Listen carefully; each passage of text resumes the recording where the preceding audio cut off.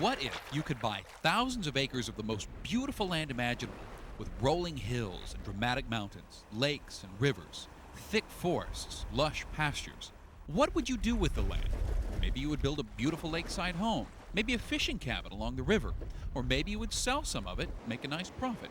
Well, there is just such a piece of land for sale in New Hampshire, and your answer to what you would do with it is exactly why residents there are so worried. It has some of the greatest ponds and lakes and wetlands and rivers and streams, and particularly along those waterways, they would be ideal for second homes.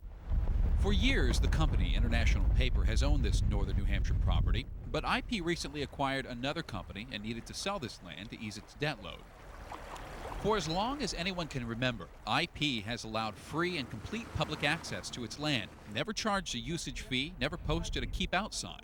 And this has been a pretty nice arrangement for locals. And when IP announced it was going to sell, people here realized just how much they had to lose. It's crucial to maintain public access to the land. The IP land is 171,500 acres, stretching from the Canadian border to around West Stewartstown. It's the largest single piece of privately owned land in New Hampshire. It makes up about 4% of the entire state. And this land is teeming with wildlife and beauty. It contains 840 miles of streams and brooks and is home to 54 rare plants and 13 rare and endangered animals. A swath of this land is also called Moose Alley for obvious reasons. The corridor along Route 3, the major north-south highway, contains the highest concentration of moose in New Hampshire, perhaps all of New England. It's important to bear, it's important to deer, it's really important to a lot of songbirds. And it's a big, vast, open area of forest, and that's getting to be more and more rare. The IP land also encompasses the 4 lakes that form the headwaters of both the Connecticut and Androscoggin rivers. As you can see, from an ecological standpoint, preservation of this forest land is vital, but this land is also the lifeblood of the region's economy. Roughly 70% of the region's jobs are directly tied to this land, either through tourism or the timber industry. For more than a century, this land has provided thousands of jobs for loggers, truckers, and wood processors. And when International Paper put the land up for sale, all those jobs were suddenly at risk. If that land gets taken out of production, there would be that many folks who would be put out of work, at least from that land, and that's a pretty serious impact. And in recent years, tourism has become even more important to the economy than the timber industry. People from all over the Northeast come here to hunt, fish, hike, and boat. And in the winter, it's one of the most popular areas in the country for snowmobiling, more than 200 miles of groomed trails. You have a dishwasher? Lisa Savard owns the Lopstick Lodge in Pittsburgh, New Hampshire.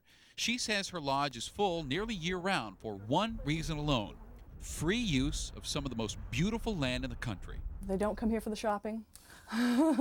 They don't come for the malls. It is to see the wildlife and to enjoy the scenic beauty. International Paper never benefited financially from allowing the public to use its land, so there was no reason to believe the new owner or owners would continue that policy. Even national parks charge hefty usage fees. Experts say there were 3 likely scenarios, and none of them pleasant for the locals. 1, a private group buys the land and sells it off piece by piece for development. 2, another timber company buys it and closes it to the public, the norm for timberland and certainly well within a company's rights.